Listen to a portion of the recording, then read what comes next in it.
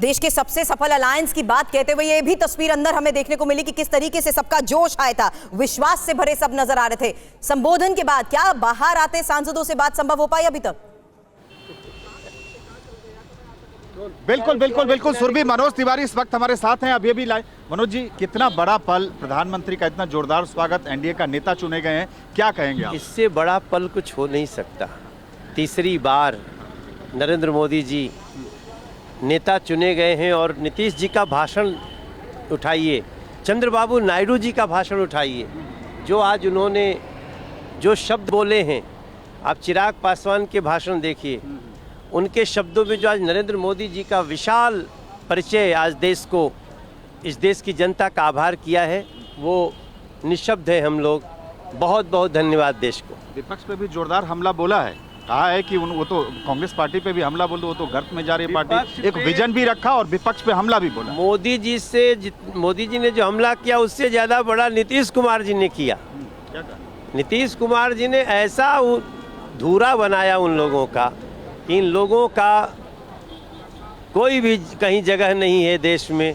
अब नीतीश कुमार जी का भाषण बहुत ही मज़ेदार है विपक्ष के परिप्रेक्ष्य में। क्या इंडिया ब्लॉक में भी पहले उत्साह का माहौल देखा जा रहा था, लेकिन आज जिस तरीके से एनडीए ने एकजुटता दिखाई, अब प्रधानमंत्री मोदी एनडीए के नेता चुने गए और अगले 5 साल ने 10 साल का विजन रखा है उन्होंने। एनडीए कल भी एक था, आज भी एक है, और इस बार तो जो कमिटमेंट के साथ चले हैं उसका मैं शब्दों में वर्णन नहीं कर सकता। मैं आपके पास जल्द वापस आती हूं। सुमन बात कर रहे थे मनोज तिवारी के साथ, जो बता रहे थे प्रधानमंत्री के संबोधन के बाद किस तरीके से सभी का जोश और विश्वास हाई हो चुका है। पीयूष, आपके पास आना चाहूंगी, क्या संभव हो पाई सांसदों से बात अब आपकी भी?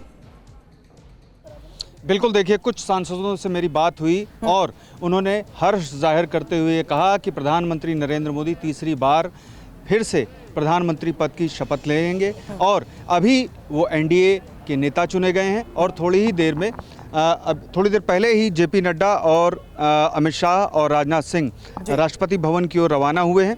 थोड़ी देर में प्रधानमंत्री नरेंद्र मोदी का कॉन्वॉय भी यहां से निकल करके राष्ट्रपति भवन की ओर रवाना होगा।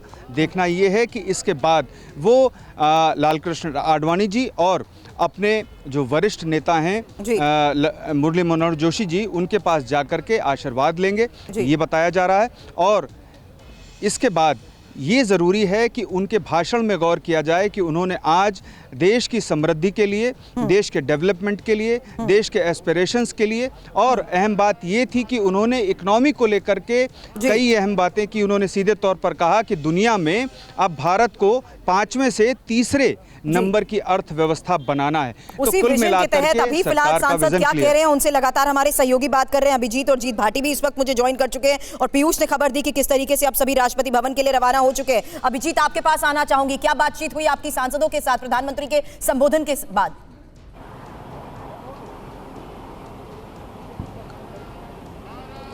देखिए, जितने भी सांसद हैं उनका उत्साह बढ़ाने का काम प्रधानमंत्री मोदी ने किया और वही उत्साह सांसदों के अंदर दिख भी रहा था जब वो बैठक के बाद बाहर निकले थे। जब संसदीय दल का नेता प्रधानमंत्री नरेंद्र मोदी को चुन लिया गया, उसके बाद जब वो बाहर निकले तो वही उत्साह के साथ वो अपने बयान भी दे रहे थे और वो कह रहे थे कि और जोश के साथ वो एनडीए 3.0 में काम करने के लिए पूरी तरीके से तैयार हैं। लेकिन फिलहाल मैं लालकृष्ण आडवाणी के आवास के बाहर मौजूद हूँ, जहाँ पर सुरक्षा बढ़ा दी गई है और ऐसा कहा जा रहा है कि प्रधानमंत्री नरेंद्र मोदी राष्ट्रपति भवन से निकलने के बाद लालकृष्ण आडवाणी और मुरली मनोहर जोशी के आवास पर पहुंचेंगे, उनसे आशीर्वाद लेंगे, जैसा कि परंपरा रही है जब पहली बार सरकार बनी, दूसरी बार बनी और अब जब तीसरी बार वो सरकार बनाने के लिए पूरी तरीके से तैयार है। आज राष्ट्रपति से मुलाकात होने के बाद वो यहां पर पहुंच सकते हैं और उसी तरह की व्यवस्था जो है वहां पर की गई है। सुरक्षा का जो रूट है वो भी जल्द आपके पास आपके पास आती हूं। जीत भाटी उस जगह पर मौजूद है जहां से सांसद फिलहाल एग्जिट कर रहे हैं। जीत, ओवर टू यू।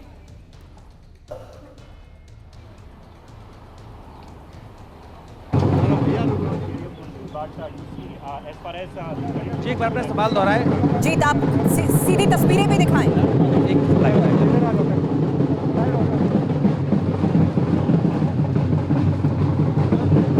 माफ कीजिएगा, सवाल अगर मुझसे ना शोर बहुत ज्यादा मैं सुन नहीं पा रहा हूँ।